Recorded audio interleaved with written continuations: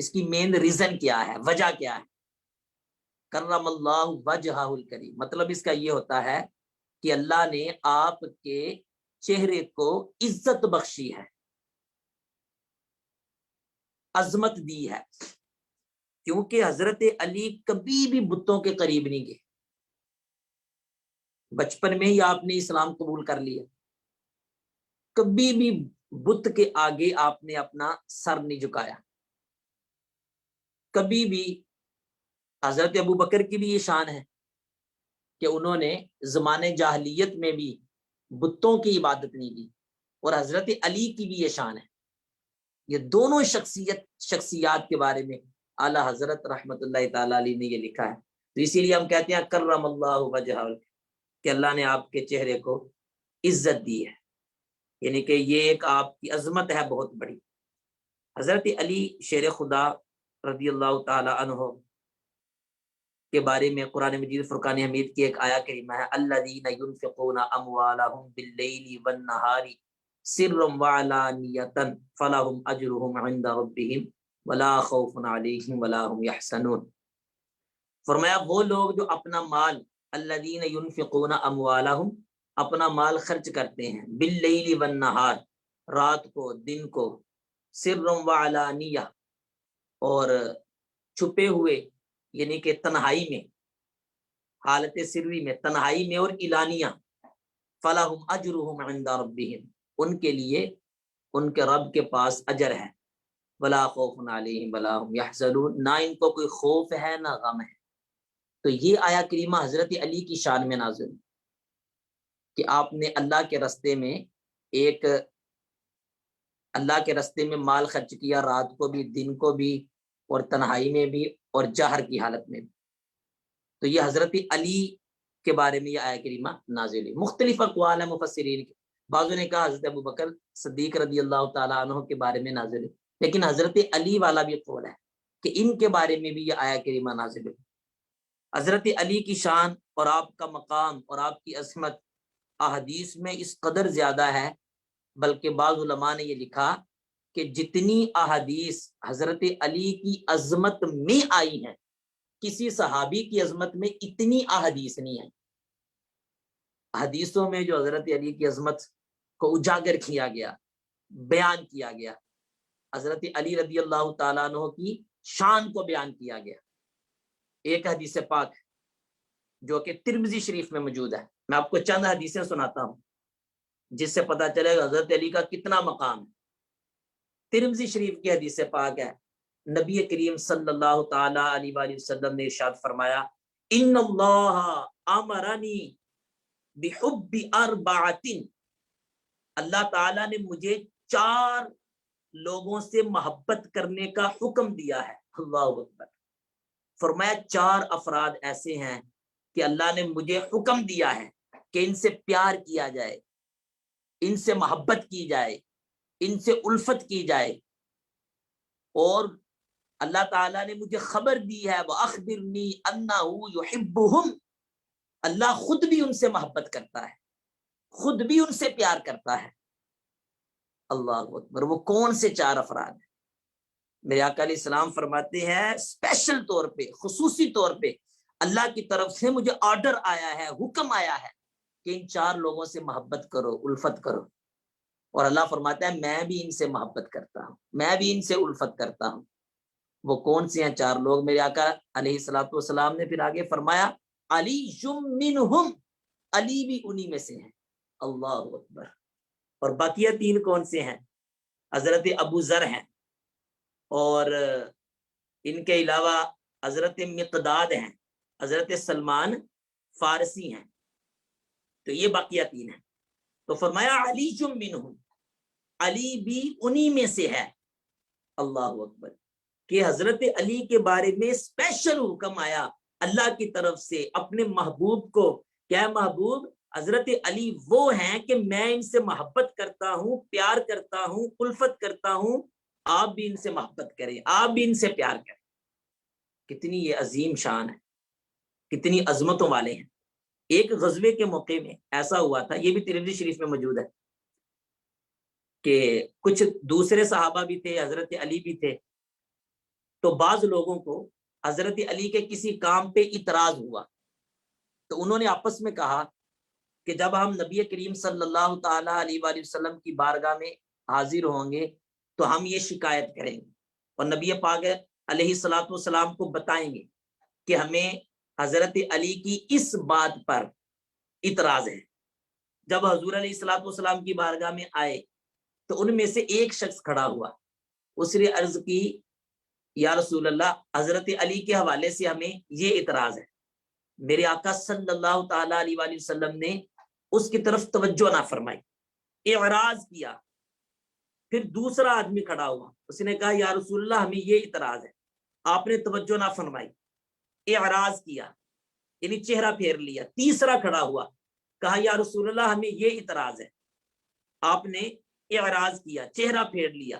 پھر چوتھا شخص کھڑا ہوا کہ یا رسول اللہ ہمیں یہ اعتراض ہے، حضرت علی کے حوالے سے میرے آقا صلی اللہ تعالی علیہ وآلہ وسلم جلال میں آ گئے۔ اللہ، آپ جلال میں آ گئے، جلال میں آ کے آپ نے یہ ارشاد فرمایا کہ اتریدون من علی شن، اتریدون من علی شن، اتریدون من علی شن، علی کے بارے میں تم کیا کہتے ہو، کیا تمہارا ارادہ ہے؟ یعنی مطلب یہ بنتا ہے کہ علی کی شان تم کیا جانو، علی کا مقام تم کیا جانو، علی کی عظمت تم کیا جانو۔ پھر آگے فرمایا انا علی شم منی وانا منہ، اے میرے صحابہ سن لو، علی مجھ سے ہے اور میں علی سے ہوں۔ اللہ اکبر، یہ محبت کا اظہار تھا کہ تم حضرت علی کی باتوں پر اعتراض کر رہے ہو، افعال پر اعتراض کر رہے ہو، تم کیا جانو علی کی شان، علی تو مجھ سے ہیں۔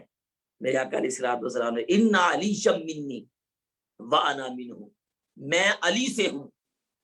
اور پھر آگے یہ ارشاد فرمایا کہ علی جو ہے میرے بعد ہر مومن کے مولا ہے، ہر مومن کے مددگار ہیں، ہر مومن کے آقا ہیں۔ اللہ اکبر، یہ عظمت ہے، یہ شان ہے۔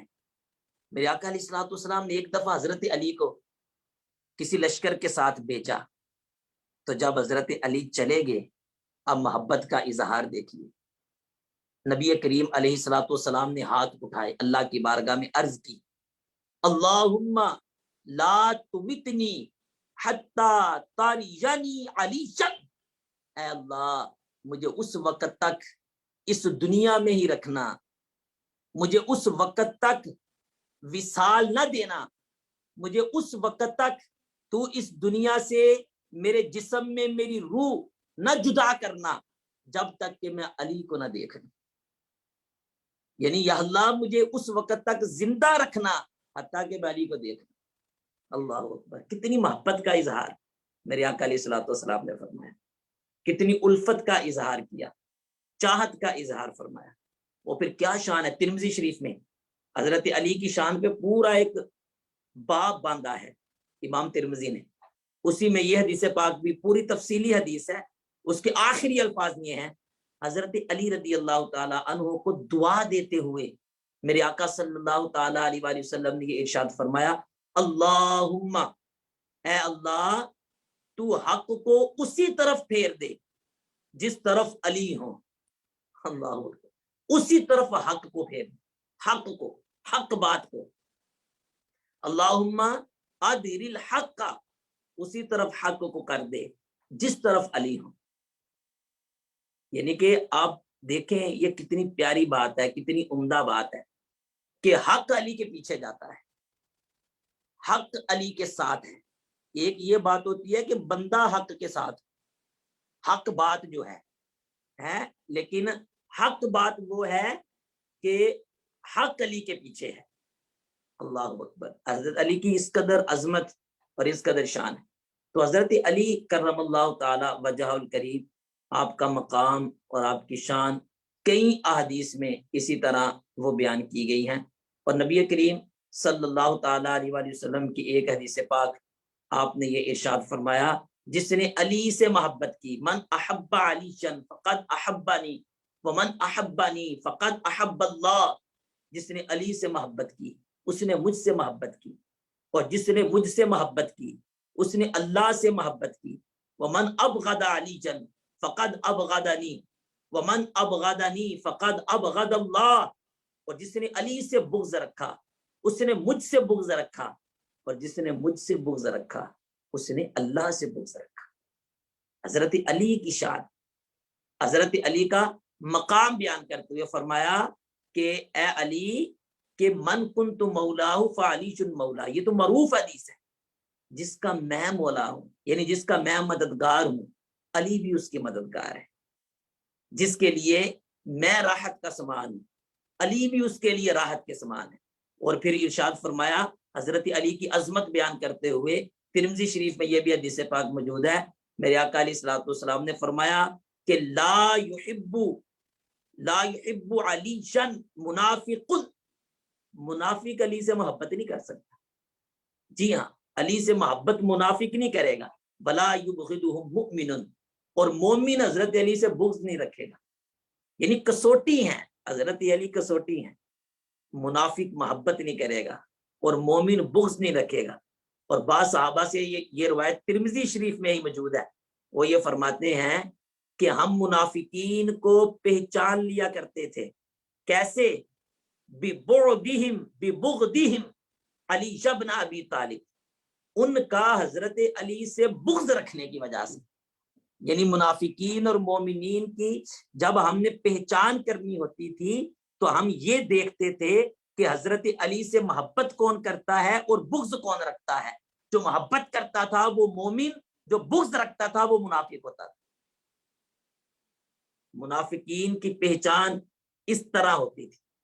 तो ये हजरत अली की अनोखी शान है ये वाली, कि आप एक कसौटी आपको बना दिया गया।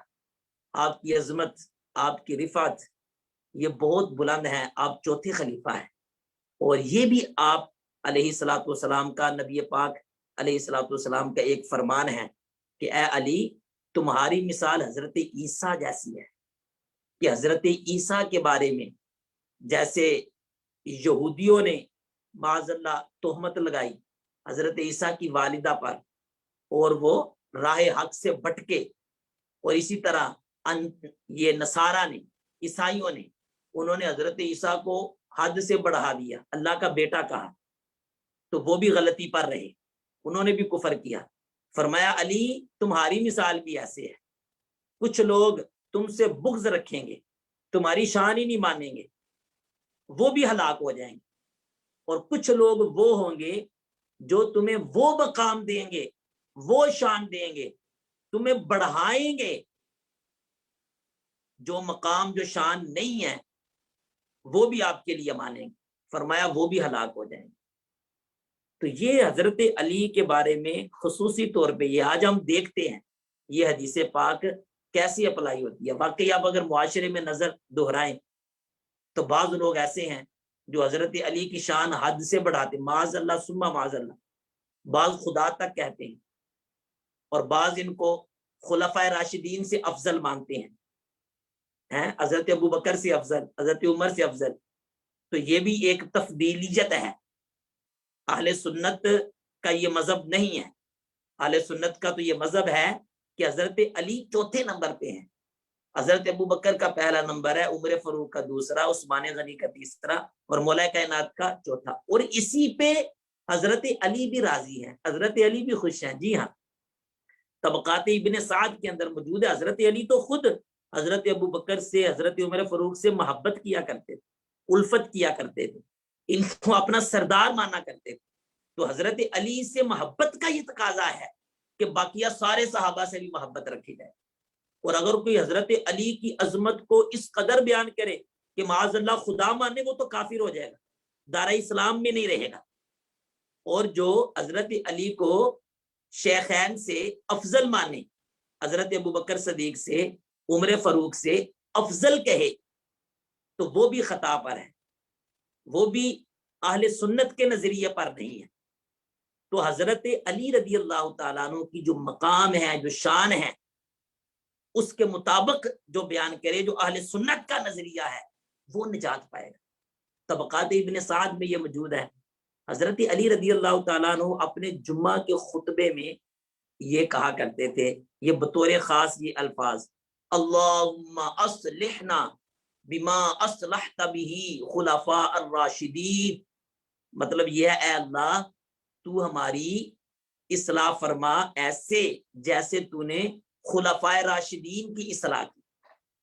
یہ آپ اپنے جمعہ کے خطبہ میں فرمایا کرتے تھے.